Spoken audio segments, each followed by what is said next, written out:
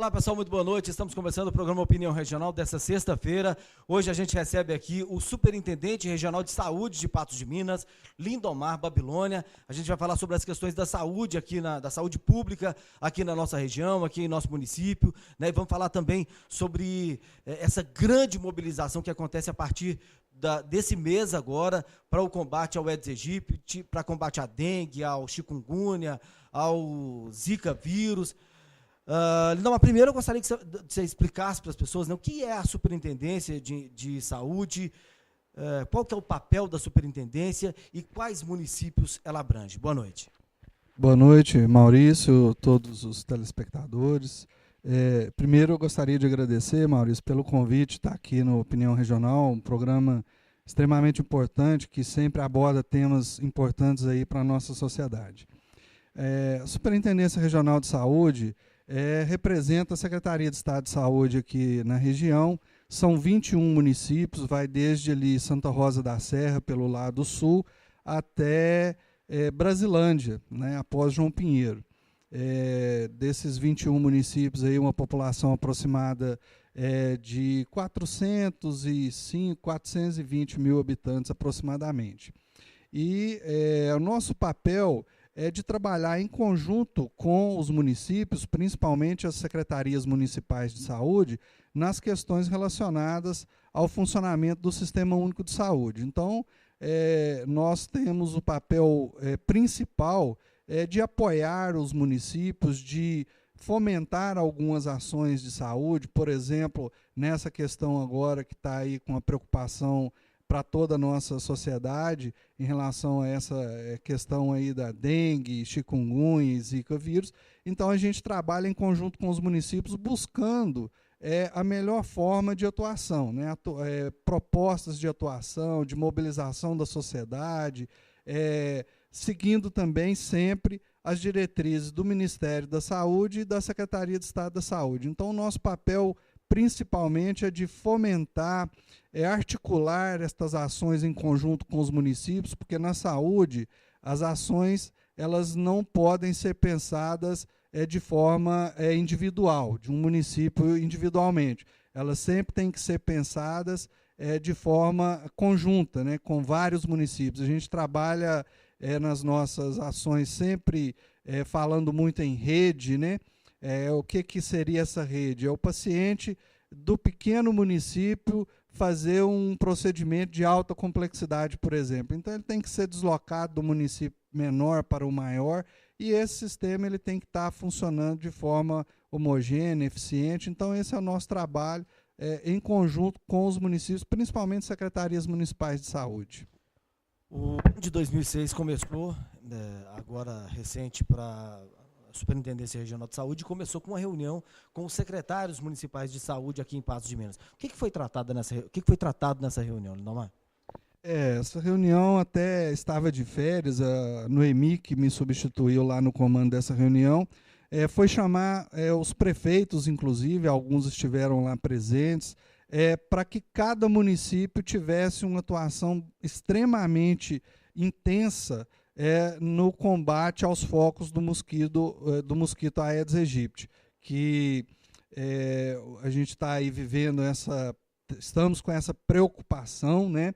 Então, buscou-se nessa reunião conscientizar os municípios, os gestores, às vezes os secretários municipais de saúde, os técnicos e até os prefeitos, para a importância das ações de combate ao foco do mosquito Aedes aegypti. Então, foi colocado alguns exemplos concretos, né, de o que a gente chama de experiências exitosas. Alguns municípios têm alguma experiência em que dá bom resultado, então a gente costuma passar para os outros municípios também fazer aquelas atividades. E a orientação é para ter foco total, não só para as autoridades, mas também para a população, Lindomar? Exatamente, Maurício. É uma questão que nos preocupa a toda a sociedade. Nós do governo estamos aí extremamente mobilizados, desde a Presidência da República, Ministério da Saúde, Governo do Estado. Estamos repassando para os municípios formarem aí os seus comitês municipais. Já existe o comitê regional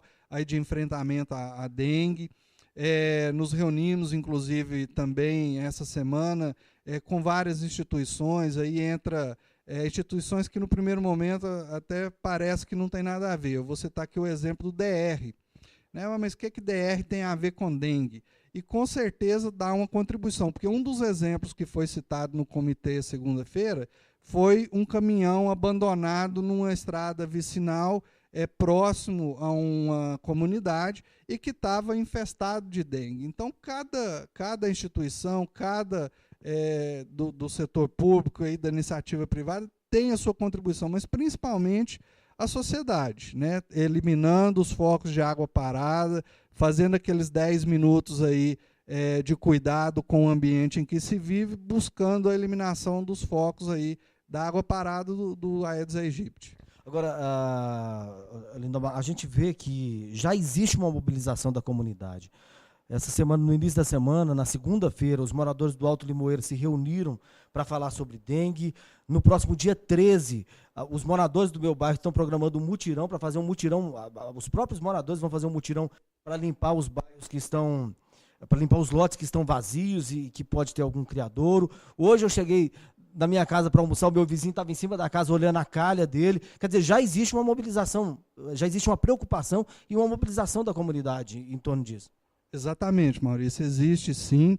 Inclusive, eu quero ressaltar aqui que das 28 regionais do estado, né, da Regional de Saúde, Patos de Minas ficou em primeiro lugar nessa questão da mobilização, porque essas ações de mobilização, a gente informa isso para o nível central, lá para a Secretaria de Estado da Saúde, cada município faz a sua ação, nos informa e a gente informa para o nível central. E hoje, à tarde, agora, no finalzinho da tarde, eu recebi a informação que a nossa região, né, a Regional de Patos de Minas, é a primeira colocada no estado exatamente nessa questão que é extremamente importante, que é a mobilização da sociedade.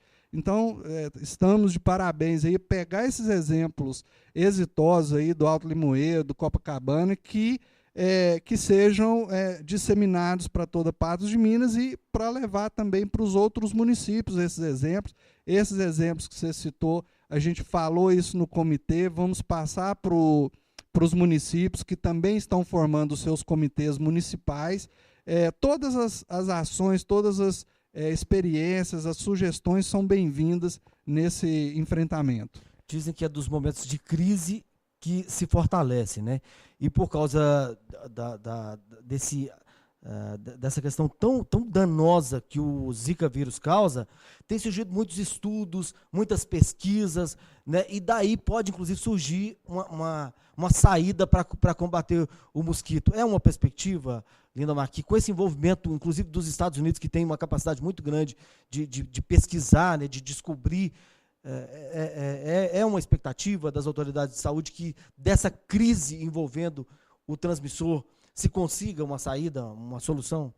Sim, existe uma pesquisa, né, em andamento, mas é importante a gente não relaxar com essa questão. Vai haver uma vacina. A previsão disso, a mais otimista, é para daqui a 3, 4 anos, né, que tem aí uma vacina. Então, nós não podemos aguardar 3, 4 anos, porque estamos com uma questão extremamente séria, né, que é a questão do Zika, que causa questões para a vida inteira de uma pessoa. Então, a gente não pode... Pode comprometer uma geração inteira, né, Lindomar? Uma geração inteira de pessoas que não vão conseguir sobreviver por conta própria. Infelizmente, já comprometeu aí, já temos casos, né?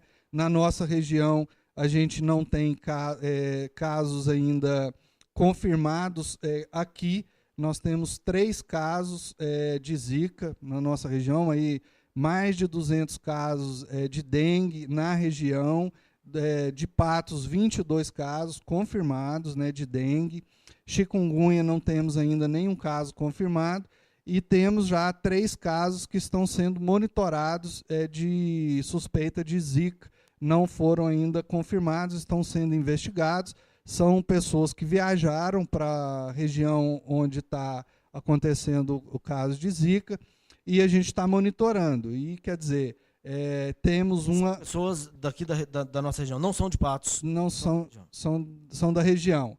né? Temos uma grávida, né, no município aqui, e está sendo monitorado. Quer dizer, a gente não tem confirmação, mas estamos monitorando, inclusive fazendo bloqueio, né, próximo às residências dessas pessoas, porque elas, se realmente estiverem infectadas, né, elas podem contaminar. Então, está fazendo um bloqueio mais intenso ainda, próximo às residências dessas pessoas. É extremamente importante essa questão que você coloca, Maurício, porque é um caminho sem volta, né? A pessoa, a microcefalia não tem cura, vai comprometer a vida de uma geração inteira de pessoas. Então, por isso, o envolvimento aí de toda, inclusive dos Estados Unidos, né, com essa questão das pesquisas, os institutos de pesquisa, é uma preocupação realmente agora mundial, essa questão. E na nossa região, por enquanto, estamos tranquilos, né? Não temos casos confirmados, a nossa mobilização está muito bem, mas nós precisamos estar sempre alertas para que não ocorra casos graves e uma epidemia aqui na nossa região. A gente tem trabalhado para que isso não aconteça. A gente vai fazer um intervalo, daqui a pouquinho voltamos conversando com Lindomar Babilônia, Superintendente Regional de Saúde. Já já a gente volta.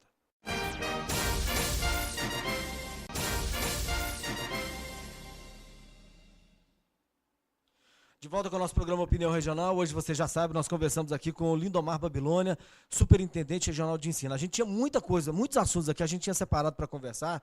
A gente ia falar sobre o SUS, como é que funciona o sistema, mas essa questão da chikungunya, do Zika vírus, tem causado tantas perguntas que eu vou aprofundar um pouquinho nessa questão com o Lindomar. Lindomar, você disse agora há pouco que são 3 casos aqui na nossa região e que as pessoas têm que se preocupar. São casos importados, mas que estão aqui nas cidades de Carmo do Paranaíba, na cidade de Patos de Minas. Já tem o primeiro caso de Zika vírus em Patos de Minas, e a outra cidade, deixa eu ver onde que eu anotei aqui, Serra do Salitre. São essas 3 cidades, então, Serra do Salitre, Carmo do Paranaíba e Patos de Minas, já com os 3 primeiros casos de Zika vírus e que estão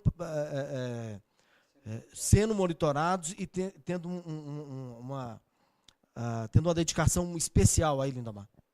Sim, como você colocou, a gente tem que acompanhar, né, esses 3 casos, eles estão sendo acompanhados, a equipe de epidemiologia dos municípios acompanhando, passando as informações para a regional.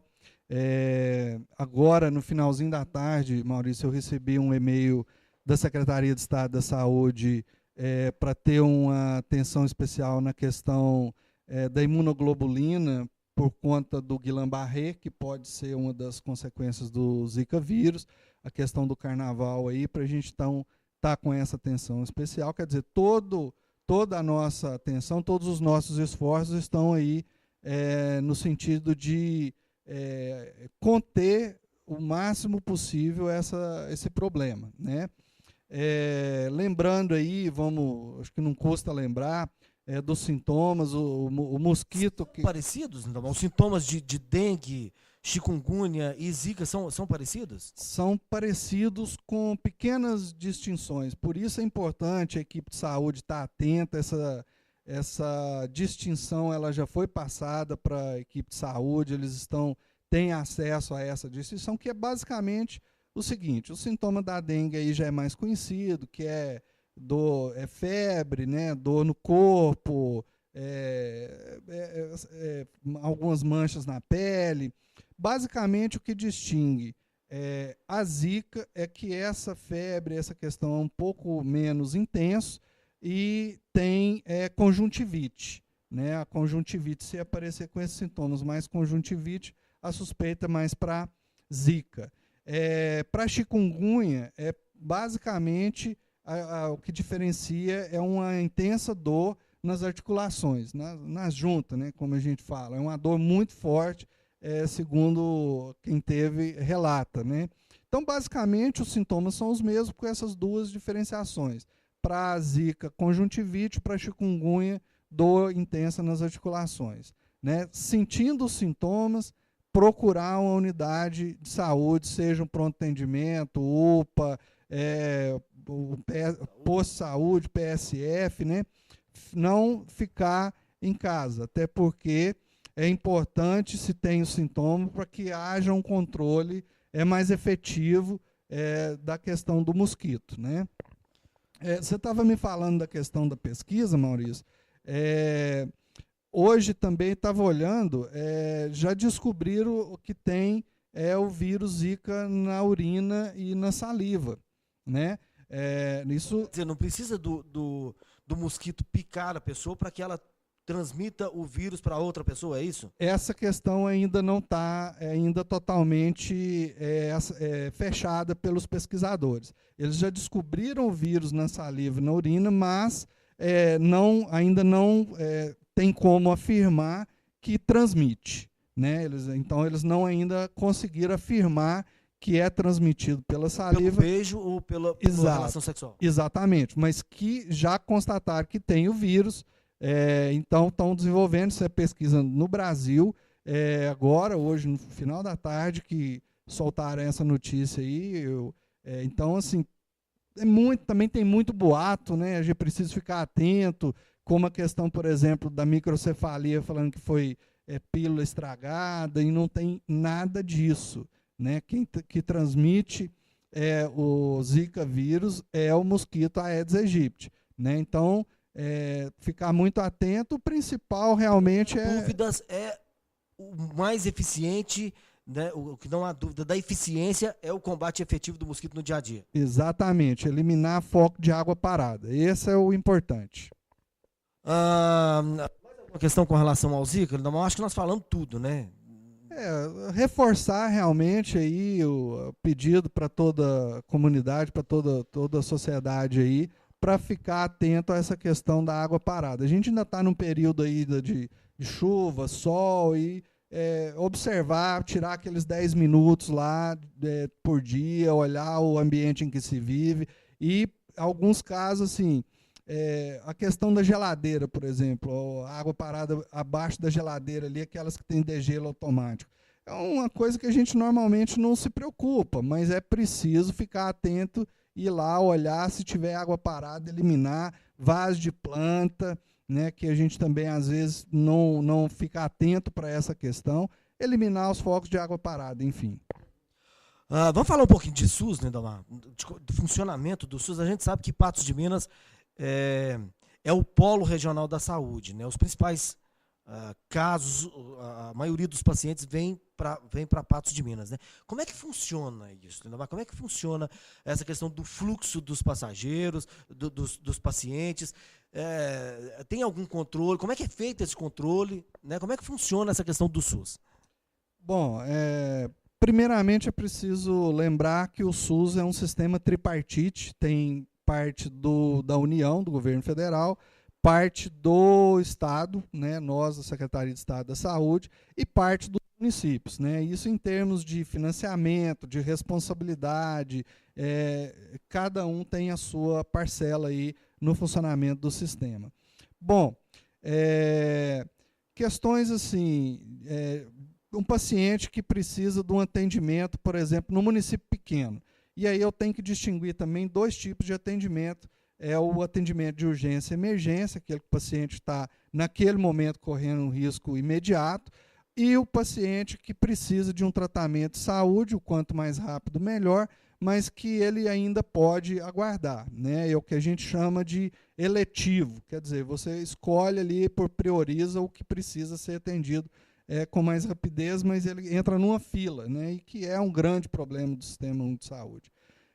Na urgência e emergência, é regulado, os pacientes, existe uma central de regulação que fica conosco lá na Superintendência Regional de Saúde, e todos esses pacientes, eles são regulados. O que é essa regulação? O paciente é atendido, por exemplo, vou citar aqui Lagoa Formosa, cidade vizinha, o paciente passa mal, vai no pronto atendimento lá em Lagoa Formosa, esse primeiro atendimento é feito, uma equipe de saúde vai fazer o atendimento e vai cadastrar ele. Se não for conseguido resolver o problema dele ali, se o problema dele for necessidade de uma cirurgia, alguma coisa, um exame muito mais complicado que eles não consigam fazer, esse paciente ele é cadastrado no sistema para transferir, isso no caso de urgência. E aí esse sistema ele vai buscar vaga para resolver o problema desse paciente no estado inteiro, de preferência mais próximo de onde o paciente estiver. Então, primeiro é buscado vaga em Patos de Minas, Hospital Regional, São Lucas, Vera Cruz, que são os hospitais que prestam serviço para o SUS. Então, se houver vaga, houver médico, equipe, que em Patos, por exemplo, que tenha condição de resolver o problema desse paciente, ele é transferido para Patos. Se não, pode acontecer dele ir para Belo Horizonte, né? É onde tem vaga. E também, isso acontece, por exemplo, com Patos de Minas, principalmente, mas aconteceu com Lagoa Formosa. Paciente de Patos, por exemplo, DPOC, é uma doença respiratória que é crônica, mas que é uma doença mais de controle, né, de acudir à crise ali e depois controlar o paciente. Já aconteceu, por exemplo, de paciente de Patos de Minas ser cadastrado na UPA ali, a vaga que surge é no Hospital de Lagoa Formosa, porque tem médico e tem estrutura para fazer esse tipo de atendimento. Então, o paciente é transferido para Lagoa Formosa e vice-versa. É o que a gente, falei no início, a rede, né? Então, essa construção dessa rede, ela é para atender toda uma população e não só os pacientes daquele município. Eu te fiz essa pergunta, Lindomar, porque surgiu a polêmica essa semana em torno da instalação do SAMU regional em Patos de Minas, né? E há quem defenda, quem diga que a instalação do SAMU regional em Patos de Minas poderia sobrecarregar o sistema e dificultar os pacientes, o atendimento dos pacientes que já tem atendimento aqui em Patos de Minas. Isso realmente pode ocorrer? Pode realmente sobrecarregar o sistema? Pode realmente sobrecarregar o hospital regional? A instalação do SAMU regional, com a ampliação do número de ambulâncias socorrendo os pacientes na região como um todo? Pode aumentar a quantidade de atendimentos, porque o que vai acontecer é o seguinte: o paciente acidentado ele vai ser captado com mais rapidez, mas ele vai ser direcionado adequadamente, né? Então, o que ocorre hoje? O paciente sofre um acidente, a própria população que transporta esse paciente, ou equipe dos municípios, mas ele não entra num hospital sem estar cadastrado nesse sistema aí. Ele entra no pronto atendimento. Na UPA, no pronto atendimento lá em Lagoa Formosa, ele entra. Na rede hospitalar, hoje, isso já é hoje, ele só entra se houver vaga para ele, né? A não ser um caso, risco de morte imediata, que aí o próprio médico da central de regulação vai dar vaga zero para esse paciente, porque existe uma regulação feita por médicos, né? E esse médico, esse aí é risco de morte imediata. Se ele não for atendido no hospital agora, ele vai morrer. Aí é vaga zero. Então, essa ideia de que vai sobrecarregar o sistema, ela não tem muito fundamento.